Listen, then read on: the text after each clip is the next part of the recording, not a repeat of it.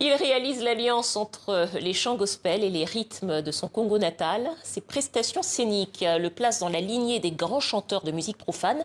Mais ses tubes à lui s'intitulent Onction ou encore Esprit de Dieu. Jonathan Gambé, la figure du gospel congolais, est notre invité dans un instant. Mais d'abord, on regarde un extrait de son dernier clip, Renouveau.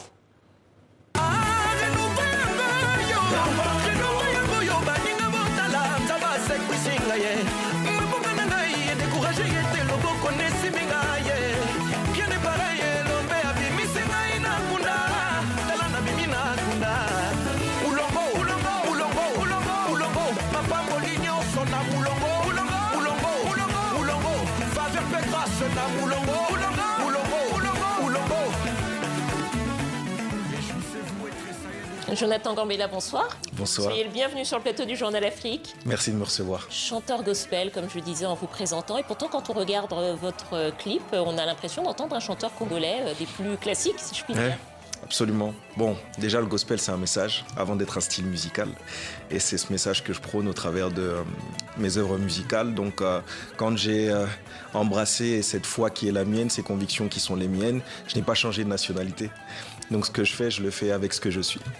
Alors, vos titres, je le disais, s'intitulent Onction, Esprit de Dieu. Donc, effectivement, vous chantez le gospel, c'est-à-dire que vous chantez l'évangile, puisque c'est l'étymologie, la signification du mot gospel. On vous a remarqué dans la musique il y a à peu près 4 ans, puisque c'était là où vous avez fait vos premiers tubes. Et avant, vous connaissez parce que vous étiez judoka. Oui. Alors, le judo, c'est fini complètement? Oh, oui, très longtemps. Le judo, c'est complètement fini? Complètement fini. J'ai été blessé, donc je suis passé à autre chose. Puis après, je me suis concentré sur les études. Sur les études et puis sur la musique aussi. Maintenant d'ailleurs, cet album, ce nouvel album s'intitule Renouveau, ça veut dire... Alors, Un jour nouveau, Renouveau est un titre de l'album, effectivement. Alors, ça veut dire plein de choses. Ça veut dire, c'est un message d'espoir qui emmène vraiment tous ceux qui passent par des moments difficiles à espérer voir un jour nouveau se relever dans leur vie. Mais aussi, en tout cas, en ce qui concerne le message que nous portons, un jour nouveau, c'est lorsque une personne a la grâce d'être reconnectée à son Créateur et de retrouver le chemin de la vérité. Qu'est-ce qui vous a donné envie de vous consacrer à la musique gospel? C'est déjà l'essence de ce que je suis, de ce que je représente en tant que chrétien d'abord, de base. Mais je suis aussi ministre du culte, pasteur. Et donc c'est des convictions qui sont ancrées. Donc lorsqu'on fait cela, tous les compartiments de nos vies sont entachés par ce en quoi on croit. C'est pour ça que cela se fait de cette manière. Alors on va parler ensuite, on va continuer à parler de musique avec vous, mais on va d'abord regarder un autre extrait d'un autre de vos clips qui s'intitule Ami fidèle et on se retrouve à tout de suite. Tu es mon ami, tu es mon ami fidèle. Tu es mon ami, tu es mon ami fidèle.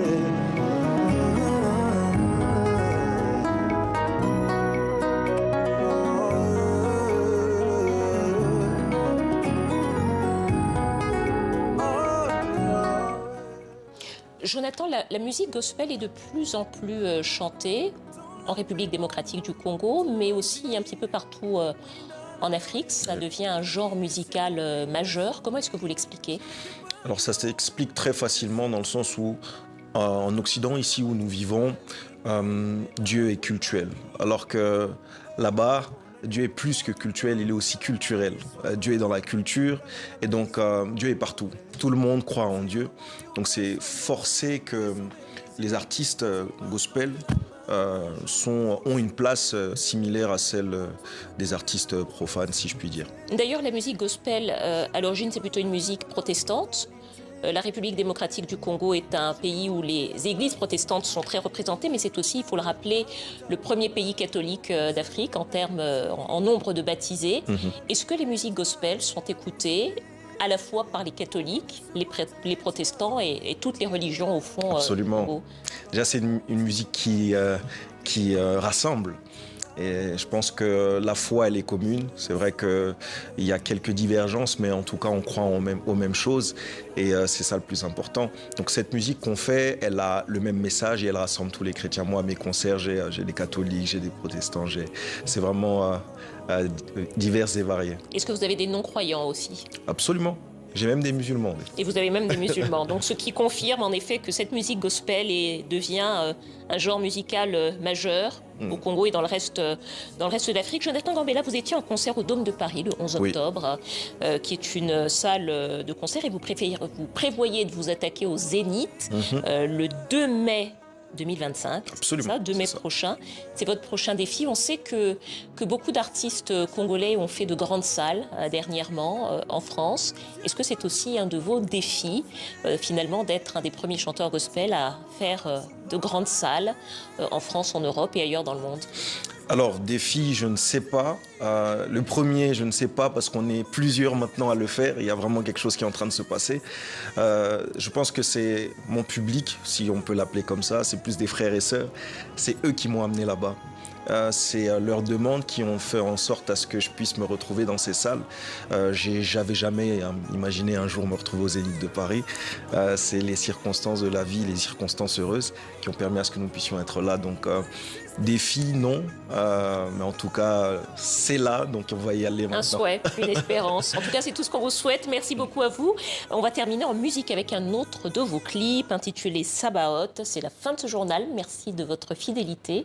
À vendredi.